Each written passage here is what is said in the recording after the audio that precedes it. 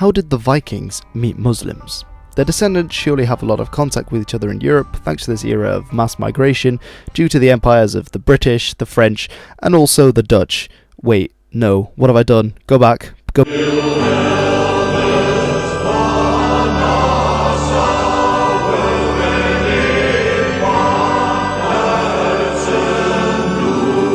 The video is also being sponsored by Vikings War of Clans, but more about that later on.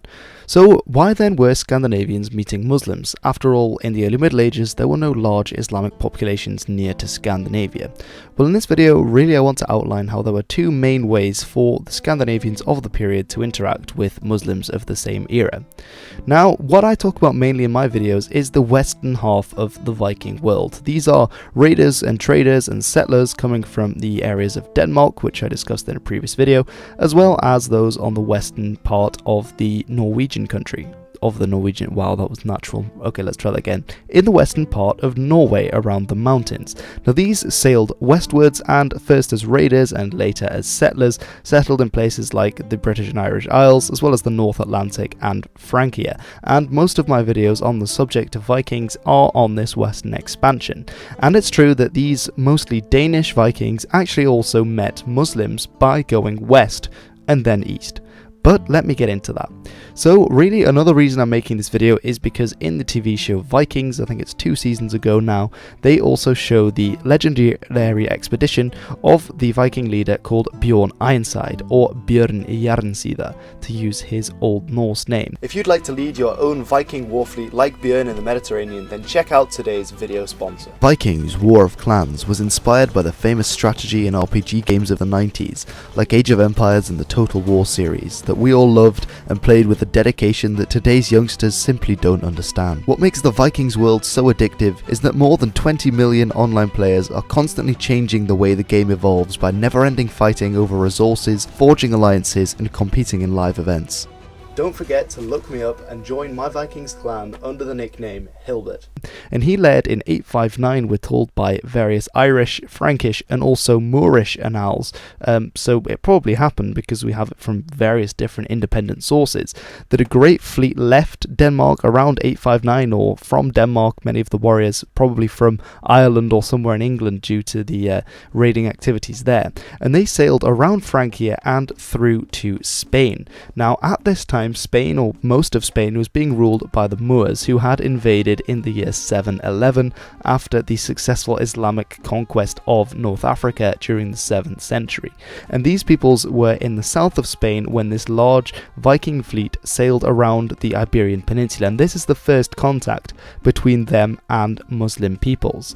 After obviously they were the ruling classes there. There were also, of course, the more indigenous Visigothic, and before that also the Ibero-Celtic, and also the descendants of various Roman, Carthaginian, and also Greek settlers. It's a bit of a mix in Spain. It's quite an interesting history. We should probably do a video on that sometime. But those are the people they encountered.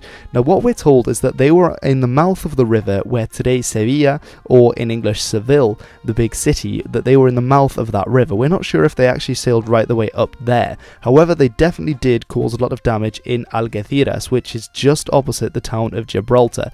And we're told by the Moorish annals of the time that they did indeed burn Algeciras to the ground. Now later they actually passed through the straits themselves, because the main Moorish war fleet at the time was in the east of the Mediterranean fighting the Byzantines. They didn't expect this Viking war fleet to come out of nowhere. And then they're also in the Cabo Tres Forcas, where they likely took many people away as slaves, because their interaction with Muslims, quite interestingly, is very similar to their interaction with Christians. They came, they raided, and they took people away as slaves, and they probably also did a bit of trading. I don't think the Vikings were really that bothered. They just wanted to earn a bit of cash and probably to do a bit of plundering. Another interesting thing I wanted to bring up here about this expedition of Bjorn Ironside into the Mediterranean is this passage that we have from an Irish annal. It's actually from the Fragmentary Annals, which was written in the first half of the 11th century in Ireland, and it reads, "The two elder sons of Ragnall," Ragnall is probably another name for Ragnar Lothbrok, who may or may not have existed, but it essentially is describing Bjorn and also Hastein, who was the other leader of this expedition.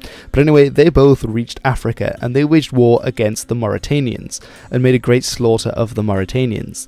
Then they brought a great host of them captive with them to Ireland, i.e. those are the black men. For Maori is the same as nigri in Latin, that means black. Mauritania is the same as Nigritudo, which is the land of the black people. Now those black men remained in Ireland for a long time. Now it's interesting here from a linguistic point of view, because actually the word that is used by the Norsemen for the people there and that we have, and the word that is used in this annal is blaurmen, which, using the Icelandic pronunciation of today, means blue man. Now, blár is the Old Norse word for blue, although it's often used for a darker kind of colour blue. So it really connotates a blue or a black man. Now, the interesting thing is that in modern Irish, they also use blue rather than with black to describe people with dark skin. So in modern Irish, the word is fish horme, which is used for blue or black men. And it's interesting that they then had to come up with new words to describe new peoples that they encountered, especially on this expedition with the north coast of Africa. This must have been, or at least the first documented case of Vikings coming and really meeting people that were very different to themselves. Of course, this would also occur in North America when they met people from a different continent. This would be the first time that they met people from North Africa in North Africa, which is just an interesting point there. While the story of Björn and the Mediterranean fleet is very interesting, it's actually only one case, and really far more contact was had between Muslim peoples and between Scandinavians in Eastern Europe, thanks to the Swedish movement down several of the rivers like the Volga and the Dnieper, and the peoples who became known as the Rus, who settled and later gave their name to Russia. These Scandinavians initially came just as traders, but later they were followed by war bands and they started to settle in various areas. Some of the most famous centres of the Rus, for example, would be Staraya Ladoga and Kiev, Novgorod, as well as Gernichov. Now, these peoples interacted first with non-Muslim people, so they interacted with peoples like the Finns as well as the Balts, and then later the Slavs. The Slavs were actually migrating north at this point. They actually came from further south in Eastern Europe, but they were moving north as the Swedes were generally moving southwards along the rivers. And it's also around this time that they first encounter Muslim populations, because the people actually buying the things that the Scandinavians brought, which were mostly furs, were actually Muslims from the Caliphate. Now, this is very interesting because far and away, by a huge margin, the most coins that we find in Scandinavia are not from England, they're not from Francia, but they are Islamic dirhams from the Caliphate. And this is because silver was very, very readily available there, and silver was highly prized by the Swedes, by traders, because it was a very portable kind of wealth. And portable wealth was incredibly important to the Vikings because they were obviously always on the move, and so they wanted to have things to buy and to barter. And as you can see in this picture, you actually see that some have been cut in half, and then other times you'd find coins that were cut into a quarter. There's a couple examples on there as well. So portable wealth was very important. So that's one of the main factors why the Swedes started to come down this way, was because there was silver to be had and furs to be sold. And after, in about 750, the Umayyad Caliphate, which has been a very violent warrior caliphate, was replaced with the more peaceful-minded Abbasid Caliphate. And these were much more of an economic-minded group. These were a lot more of the time they allowed the economy to flourish and the culture to flourish. So the elite in society wanted to have, obviously, elite goods. And, well, these elite goods would be exotic goods. And for the Caliphate, which was based around Baghdad, they wanted things like furs. And obviously the Scandinavians brought that, so that opened up a possibility for trade in Eastern Europe. Now, as well, they probably didn't actually sail all the way up to Baghdad and actually directly traded with people from the Caliphate. Rather, they had intermediary groups that they met with on various points of the trade group. So one of them would be the Volga Bulgars, who I think around the 10th century became Muslims, so they'd have interactions with them. Of course, the Rus also had interactions with the Byzantines, although they weren't Muslim, but they were connected with a lot of various peoples.